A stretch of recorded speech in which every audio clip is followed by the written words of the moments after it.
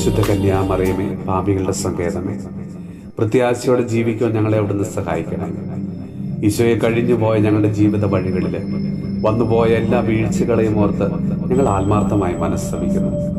ഈശോയെ, ജീവിതത്തിൽ പല പരാജയങ്ങളും തകർച്ചകളും കടബാധ്യതകളും രോഗങ്ങളും ഒക്കെ മാറി മാറി ഒന്നിനു പിറകെ ഒന്നായി കടന്നു വരുമ്പോൾ നിരാശയിൽ പ്രത്യാശ നഷ്ടപ്പെട്ട് കഴിയുന്ന ഒരു മക്കളെയും ഓർത്ത് ഞങ്ങൾ ഇന്ന് സമർപ്പിച്ച് പ്രാർത്ഥിക്കുന്നു.